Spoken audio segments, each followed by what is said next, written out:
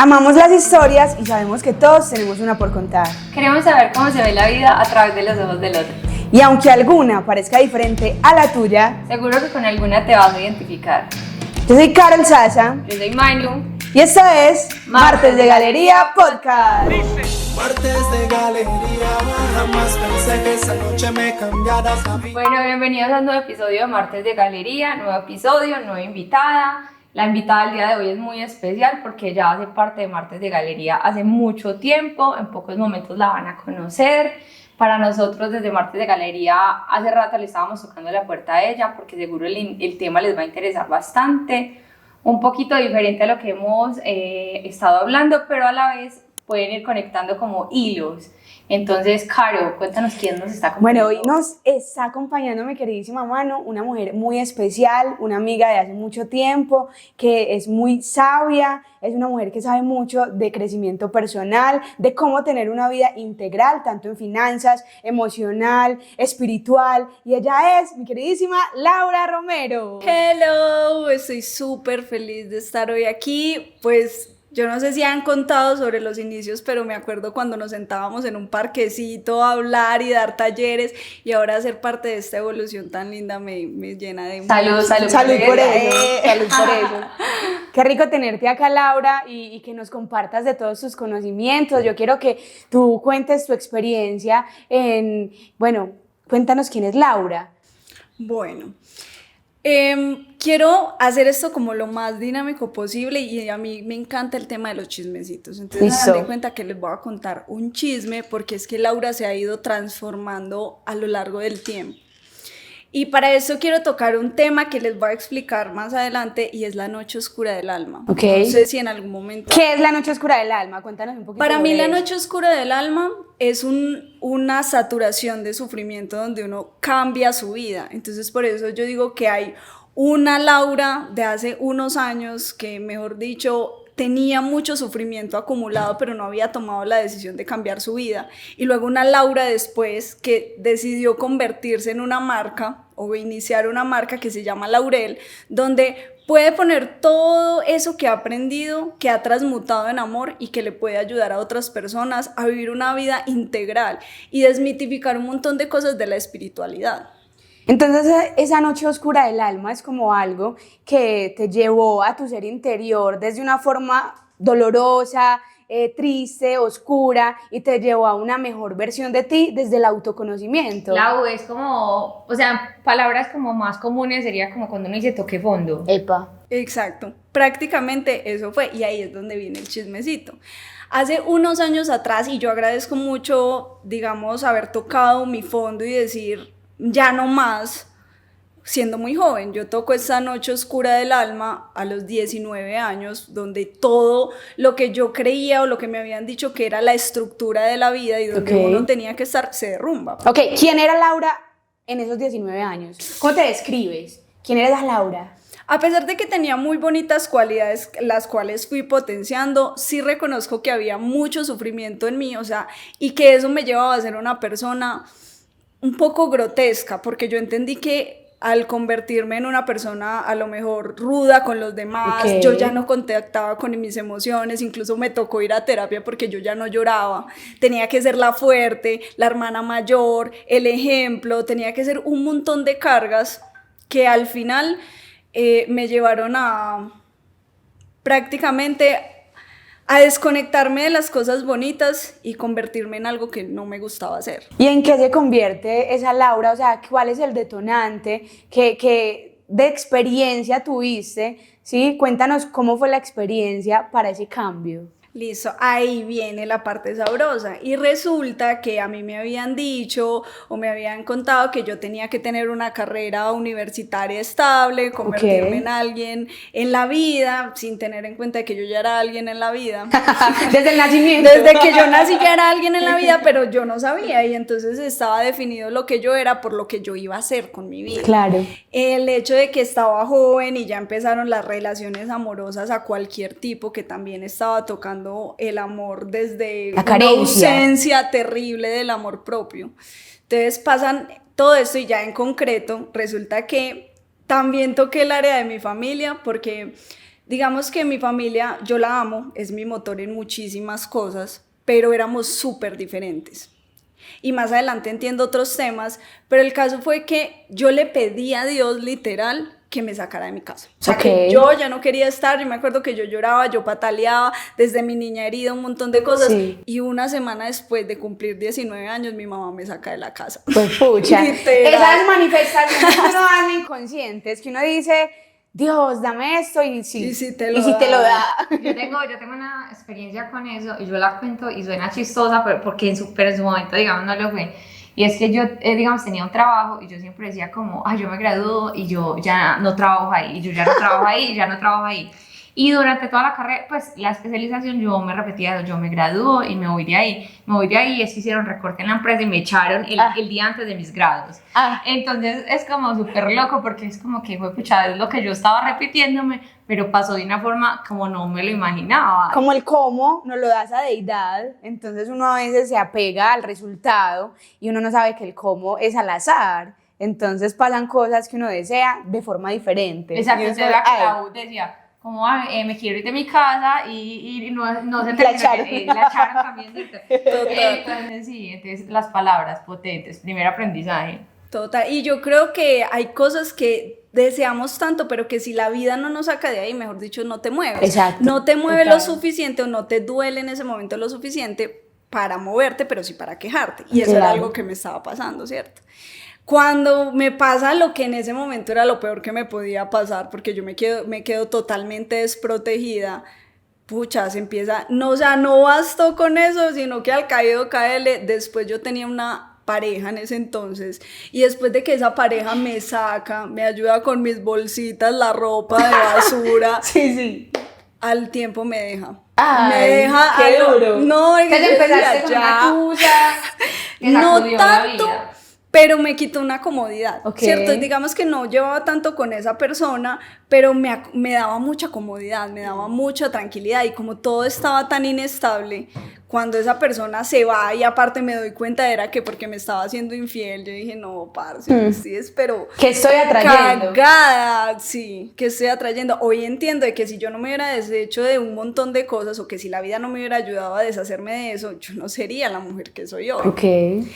Y para colmo, estaba estudiando una carrera que nada que ver con lo que a mí me gustaba. ¿Qué estabas estudiando? En ese entonces ya llevaba hace 7 semestres de Derecho. Wow, y entonces, ¿cómo fue esa transformación? ¿Tú dejaste de estudiar Derecho? Sí, o sea, yo dije, ¿saben qué? Todas esas bases morales que yo tenía, que era mi familia, y también era un acto de rebeldía, pero que más adelante se iba a volver conciencia, yo dije, ¿qué estoy sosteniendo aquí? Si yo todo lo que hacía era por mi familia, por el amor, por agradecerles, por retribuirles, ahora esa base no está, me siento desprotegida, ¿yo para qué me voy a quedar aquí? Okay. Fue duro, sí, porque igual mi mamá me seguía pagando la universidad, no quería decepcionarla, yo tengo el síndrome de la niña buena, de no quiero fallarte.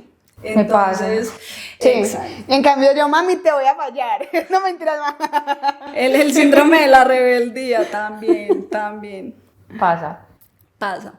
Entonces, bueno, comprendí muchas cosas, y cuando yo bajé todos esos muros, los cuales fueron muy difíciles, yo empecé a decir, me quedé sola porque también tenía una personalidad que alejaba a la gente que yo amaba. Okay. Me pasaron cosas que yo sentía que me daban seguridad y se fueron. ¿Ahora qué voy a hacer con mi vida? ¿Ahora qué tipo de persona quiero ser yo? Y estaba viviendo en la casa de mi abuelita y yo decía, pucha, yo me tenía que entrar a las 10 de la noche. A las 10 de la noche porque mi abuelita no me dejaba salir hasta más tarde. Pucha. Pero ahí, y aparte entra la pandemia, pero ahí fue donde yo dije, esta es mi metamorfosis. Okay. O sea, yo voy a entrar como la mariposa, la crisálida, y voy a hacer un proceso de transformación, y que aparte, no sé si saben, cuando una mariposa hace su proceso, duele como un berraco, tanto que la puede llevar a la muerte. Entonces digamos que yo estaba viviendo eso, y que ya yo iba, sin saberlo, me estaba acercando a eso que quería hacer. Okay. Porque luego aparecieron cosas maravillosas, o sea, no todo es triste, no todo es terrible, ni tampoco me victimicé y dije, no, la vida es una cosa horrible, ¿no? Okay. me apoyé de lo que la vida me presentaba. Lau, precisamente tengo una pregunta con eso y es, ¿qué herramientas te ayudaron a esa metamorfosis y a esa evolución y construcción de tu ser nuevo? ¿Qué herramientas llegaron a tu vida? ¿Qué pasó? Me encanta. Ahí encontré primero algo muy terrenal, porque como yo era tan escéptica, a mí me llegaron esto de los negocios de network marketing, pero era para conocer personas que me iban a llevar a ese mundo un poco más espiritual, un mundo más de introspección. Entonces yo empiezo ahí, me voy desligando de creencias como el trabajo tradicional, me voy desligando de creencias como el dinero, un montón de cosas. Y aparte conozco, la vida me presenta personas maravillosas que en ese entonces se vuelven maestros en mi vida, que hoy muchos no están, pero que fueron fundamentales en mi crecimiento. Ahí conocí herramientas como el Ho'oponopono, que aunque ya no practico tanto eso, las conozco y las amo y las adoro. El Ho'oponopono, no sé si saben de pronto qué es. Digamos, nosotros sí, pero cuéntale a las personas que nos están viendo. Bueno, la técnica del Ho'oponopono es una técnica hawaiana que lo que hace es borrar memorias inconscientes a través de palabras. Entonces yo empecé a practicar mucho el gracias, gracias, gracias. Perdón, gracias, te amo. Total. Y sin saber que lo que estaba trayendo a mi vida era la ley de la gratitud. Entonces luego empiezo a interesarme un montón en los libros de autoconocimiento, y eso que yo era súper escéptica, porque yo decía... A mí en 11 me enseñó un profesor que se llamaba el Pro, que no tenía que leer libros de autoconocimiento, que eso era muy banal, que eso era un montón de cosas, y yo en un tiempo de mi vida hasta me volví atea y un montón, yo he peleado con un montón de cosas, pero buscando ese camino. Exacto. Mira que me recuerda que en uno de los trabajos que yo tuve, muchos de los compañeros eran como muy de métodos científicos, ingenierías, carreras muy, los llamaban Tradicionales. muy de unas mentalidades muy conservadoras. Entonces yo recuerdo que para ellos, no sé por qué se dio el tema de los libros de autoconocimiento, y eran como, ay, no, eso pues como que si eso fuera un libro de fantasías y hadas. Entonces como que los satanizaban demasiado. No, de hecho, así fueran de fantasías y hadas, ¿quién dice que no existen? O sea, ¿quién dice que algo no es verdad por los conocimientos convencionales que se tienen? Y creo que hoy en día mucha gente, hay como los dos extremos, se ha romantizado mucho como el amor propio, el empoderamiento, pero también hay muchas personas que por esa saturación dicen, ay, ya no quiero más de esto, como que dicen, eso no existe, eso es romanticismo. Entonces como que qué bonito que uno se dé la oportunidad de venga, eso con qué come. Exacto. Entonces, Lau, ¿con qué se come las herramientas que tú elegiste para esa metamorfosis? ¿Cuáles son? ¿Cuáles te funcionaron a ti? Bueno, creo que toda esta historia que les estoy contando es para llegar a un punto, y es que al final todas las herramientas que les voy a mencionar van a una sola cosa, y ahí voy a desmitificar un poco el tema de la espiritualidad. Todas, hasta las más terrenales, hasta las más científicas, hasta las más psicológicas, lo que quieren es que nosotros aprendamos a vivir mejor. Sí, claro. O sí, hasta la tecnología lo que hace es facilitarnos la vida. Así es. Eso mismo pasa con las herramientas de autoconocimiento. Lo que quieren es que volvamos a una versión de nosotros con la cual nos sentamos cómodos para vivir todo el proceso de la vida. Y que nos pintan esta espiritualidad de una manera como una persona que llega a esa iluminación literal de túnica blanca, y yo renuncio al dinero, renuncio a todo, y mejor dicho me dedico a meditar. Exacto. Y eso era lo que yo quería desmitificar, y lo que yo quería tampoco vivir, pues lo que yo no quería vivir en mi proceso. Entonces empiezo angeología, muy chévere, muy hermosa, pero no era mi camino. Luego empecé con la numerología, súper maravillosa, la utilizo para mí. Hasta que yo empecé a encontrar la manera de llevarme bien con todas las áreas de la vida, porque al final somos personas integrales, y por más que usted solo quiera sentarse a meditar, usted necesita comer, usted necesita generar dinero, usted se va a relacionar con los demás. Entonces yo encuentro una herramienta que a mí me mata. O sea, yo soy una persona de todas maneras muy racional, y encuentro la programación neurolingüística. Y ahí le di sentido a través de una parte un poco más científica o a través de entender el cerebro, que yo podía explicar muchas cosas de la espiritualidad y que entonces, como a mí me habían funcionado, yo le iba a poder ayudar a otras personas a encontrar lo mismo de diferentes maneras. Cuéntanos qué es la programación neurolingüística para que la gente sepa con qué se come. ¿Qué pasó? Bueno, la programación neurolingüística es una herramienta que nace a mediados de los 70, que lo que quiere es que nosotros optimicemos tanto nuestro cerebro que lo pongamos en función de aquello que queremos y que a través de técnicas sencillas podamos programarlo y optimizarlo.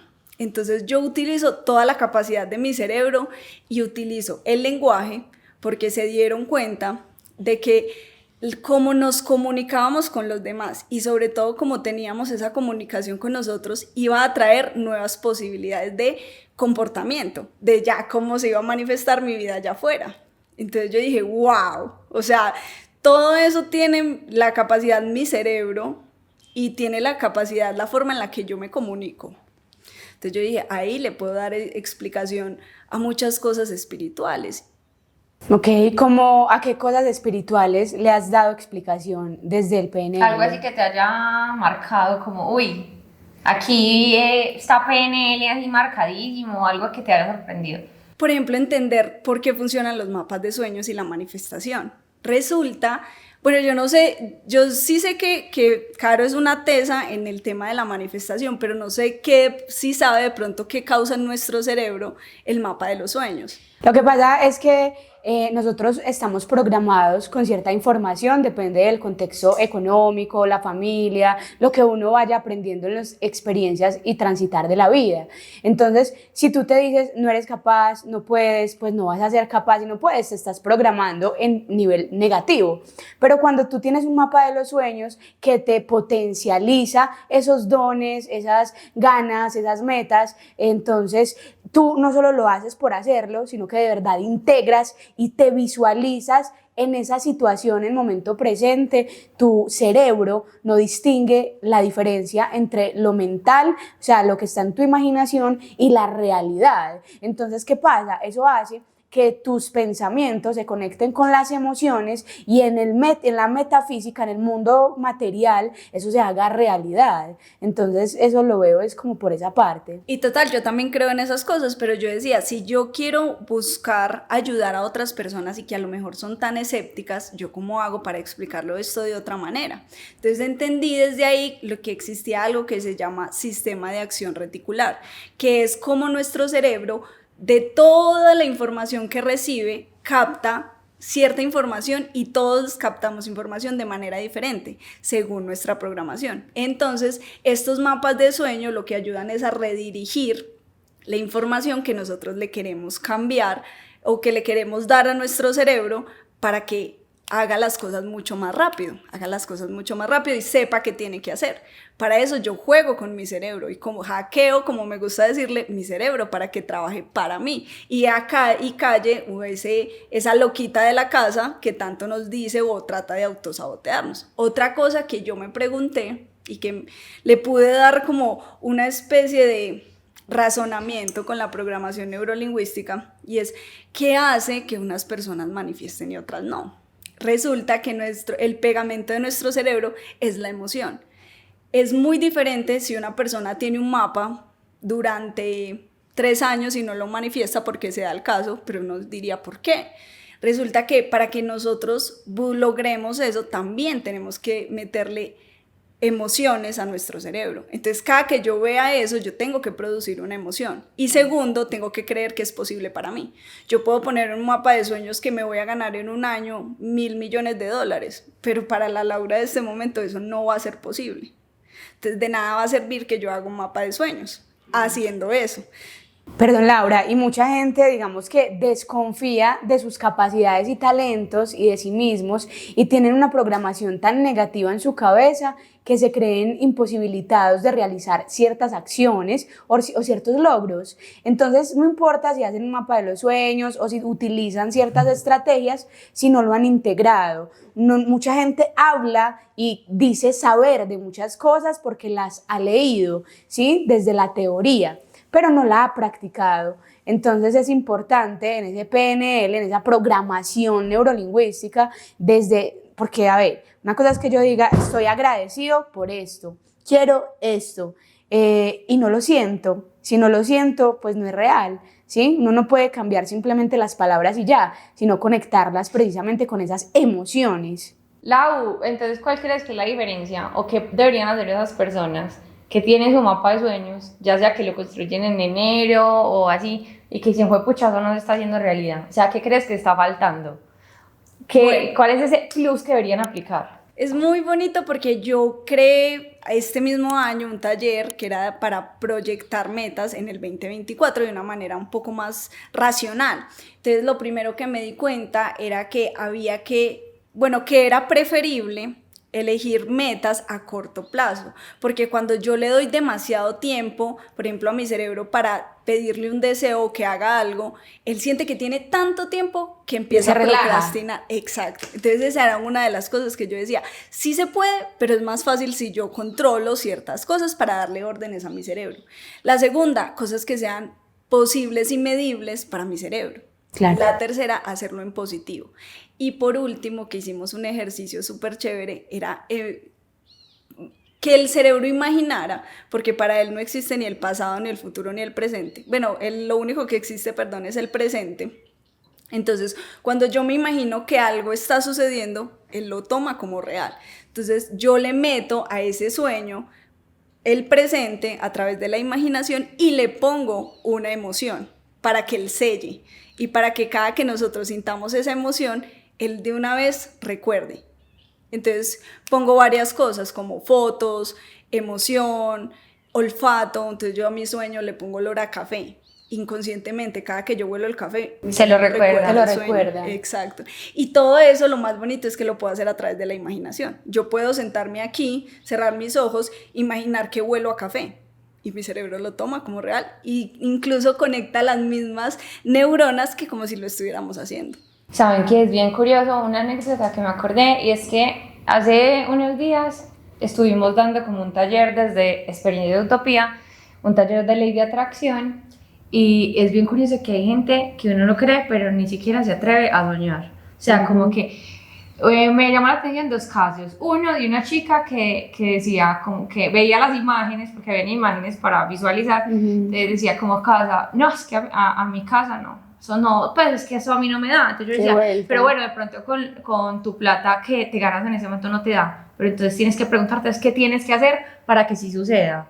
No, eso no da. Y se cerró en que no le daba porque ella estaba como cuadriculada con sus ingresos actuales, pero nunca se preguntó qué pasa si piensa diferente. Cierto, no necesariamente tenés que buscarte un emprendimiento, pero no sé, pregunta por un ascenso. Subsidios de vivienda. O sea, muchas opciones que pueden hacerlo posible. Y la segunda era una señora que me parecía bien curioso porque ella me decía, como, tengo esas imágenes, pero yo no sé cómo escribirlo. Por ejemplo, tengo una casa, ¿y yo qué escribo?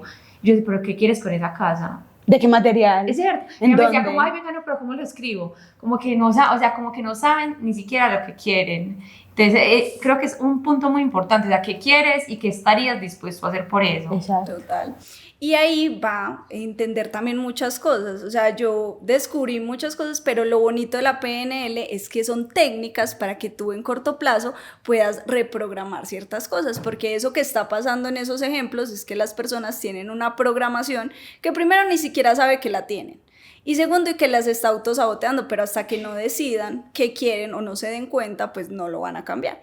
Entonces ahí entra, perdón mi Caro, lo último que yo dije, bueno, y ahora, aparte de esas técnicas, ¿cómo más puedo ayudar? Y empecé a estudiar psicología. Y fue súper loco porque volví a desprogramarme yo, porque yo no sabía, porque tenía mucho miedo de volver a estudiar una carrera tradicional. Lau, entonces, ¿qué? Listo. Lau, hoy en día, que ya digamos eres consciente de eso. Perdón. Digamos. Bueno, Lau, hoy en día que ya digamos tienes más clara tu mente, que también sabes el potencial que tiene, ¿cómo utilizas eso, digamos, en tu vida diaria? ¿Es normal uno decir, no, yo ya controlo mi mente al 100%, o tienes sus decaídas y cómo controlas eso? O sea, cuando tú misma te empiezas a sabotear, ¿Cómo controlas eso? Sí, porque sería mentir lo mismo que lo de la iluminación, que uno Que tienes todo tu el mente controlada, tiempo, una mentirosa sí, que diga o sea, eso. todo el tiempo tú tienes que estar siendo el observador de tu Obvio. vida, tanto en herramientas espirituales como en el tema de la mente. Tú todo el tiempo estás emitiendo pensamientos, nosotros tenemos un montón de pensamientos y solo el 5% son conscientes, el 95% son inconscientes. Entonces, ¿qué pasa? Yo me vuelvo observadora sin juicio. Todo el tiempo yo me estoy escuchando lo que yo digo y cuando me doy cuenta de que estoy diciendo algo que negativo, es autosaboteador, que es negativo o me estoy tratando mal, porque a mí a veces también me dan esas ganas de volverme la víctima y de tratarme mal y de justificar un montón de cosas, yo digo, bueno, pare, bajémosle. No me juzgo, pero yo sé que lo puedo corregir esta situación, entonces digo, no, cancelado. Por ejemplo, hoy me estoy sintiendo mal porque no me estoy alimentando sanamente, ¿cierto? Entonces yo dentro de mí empiezo a tener un diálogo interno y a decir, vio, es que usted no es juiciosa, vio, por eso es que nos vemos gorda. Entonces ya empiezo a quererme tratar mal y eso me pasa, yo soy un ser humano. Entonces cuando yo me doy cuenta o me pillo haciendo esas cosas, digo, párele. O sea, ¿de verdad nos queremos tratar así? O sea, ¿eso sería o ya te diste cuenta? esa que me dio mucha risa, esa parte, me pillo. Me estoy pillando. Sí, me pillo diciendo eso, y es verdad. Y hay una frase, que ya no recuerdo de quién es, y es que cuando tú ves algo ya no lo puedes dejar de ver. Entonces, como yo ya sé que me estoy haciendo la víctima, yo ya no puedo seguir el show. Ya. No sé si, por ejemplo, si han grabado llorando, ya no llora usted de la misma manera, usted ya frena su cerebro. Eso mismo pasa cuando usted se da cuenta de que está haciendo show. Entonces usted ya no lo puede hacer tan creíble como cuando uno va en piloto automático. Entonces yo digo, no, esto es drama. Okay. Entonces puedo corregir, porque cuando yo quito una creencia tengo que meter otra. Entonces no. Hoy decidí darme unos gusticos porque también está bien. Y porque eso no me va a engordar, sino que yo me voy a hacer feliz porque hay unos alimentos que están fuera de mi plato. Entonces me siento bien. Es cambiar el léxico de cómo tú te hablas, de cómo te estás tratando, cambiar la historia. Exacto, es como que de una misma historia, y eso se escucha mucho en TikTok, en Instagram, en todas esas plataformas, y es que uno siempre va a ser el lobo en la historia de alguien. Y el otro va a ser el lobo, entonces ¿cuál de las dos historias tiene la razón? Es una misma historia, tú puedes cambiar el cuento en cualquier momento y eso pasa en nuestro cerebro. Vamos a hacer un paréntesis. ¿Cuál sería, digamos, situación, o no sé cómo decirlo, que ustedes digan, esto es lo que más me cuesta aprovechar el potencial de mi cerebro? Como que siendo conscientes de lo que decíamos, que el cerebro es tan potente, que eso que ustedes dicen, güey, pucha, me cuesta en estas cosas. Por ejemplo, a mí me cuesta mucho eso de controlar los dolores físicos por medio de la mente. Cuando le dicen, el dolor es mental, el frío es mental, pues pucha, o sea, yo veo como esas cosas y me cuesta bastante. Y creo que me parece muy interesante cuando yo veo esas personas en otros países caminando sobre vidrio, sobre fuego, y digo, ay, Dios mío, mi mente puede hacer eso, pero a mí me da un dolorcito de cabeza, un dolorcito de estómago y Dios mío, o sea, no puedo. ¿Qué es eso que a ustedes les ha pasado así que ustedes digan, pucha, me cuesta en estas situaciones o en estas cosas controlar mi mente? Por ejemplo, yo para ser lo más vulnerable posible, cuando me siento muy insuficiente. Yo tengo esa loquita de mi casa, pues de mi mente, dice, tú no eres suficiente o nos falta aprender o necesitas ser más perfecta. Entonces hay días en que yo me levanto súper triste, o sea, tocando un sentimiento de hoy no voy a hacer nada. Hay veces no lo puedo controlar, entonces no lo controlo. Ahí va lo otro, y es que me permito sentirlo hasta que ya no tenga nada más que sentir. Y eso fue algo que también desmitifiqué de la espiritualidad, como entonces porque yo aprendí todas estas técnicas, nunca jamás me voy a volver a sentir triste. No, hay días que paso 1 o 2 días sintiéndome triste. Claro, y es también normalizar eso, es normal, es de humanos sentirnos tristes, sentirnos bravos, enojados. Si no quiero perdonar a alguien, no lo hago. O sea, es decir, pues pucha, no tengo que ser perfecto para ser espiritual, pero estoy en un camino a ser mejor persona siempre. Entonces, ¿cuál sería esa recomendación, Lau, que tú le darías a las personitas que nos están viendo para cambiar esa programación y programarse de forma más positiva? Listo, algo súper sencillo, como que si la vida o si tú estuvieras aquí y no quisieran que experimentáramos tantas cosas, no existirían. Entonces, por ejemplo, si la vida no quisiera que experimentáramos la tristeza, la rabia, el enojo, todo, entonces no harían parte de nuestro cerebro. Entonces, dejar de sacrificar o juzgar un montón de cosas y verlas más normales, porque una persona espiritual o una persona que va en el camino del autoconocimiento no se salta el proceso. Cuando yo entendí que no era que se saltaba el proceso y yo dejaba de juzgarme por volver a sentir cosas humanas, yo empecé a disfrutarme más la vida, porque a veces también caemos en eso, que creemos que por saber más, conocer más, entonces yo ya no puedo sentirme de cierta manera, y eso es mentira. Entonces, saber que yo vine a esta vida a experimentar lo que existe, lo único que me hace diferente es que hoy lo puedo vivir de una manera consciente. Yo incluso puedo experimentar una tusa de una manera consciente. Yo puedo experimentar una tristeza de una manera consciente. Ahí la diferencia, es eso. Listo, Lau, gracias.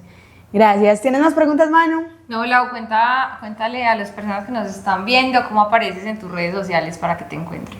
Listo, yo aparezco como hojita_de Laurel. Y en TikTok, Laurel1209. Y ahí vamos a hablar de un montón de cosas, de herramientas sencillas de autoconocimiento que yo he podido pasar por el cuerpo y que también me estoy permitiendo aprender un montón de cosas.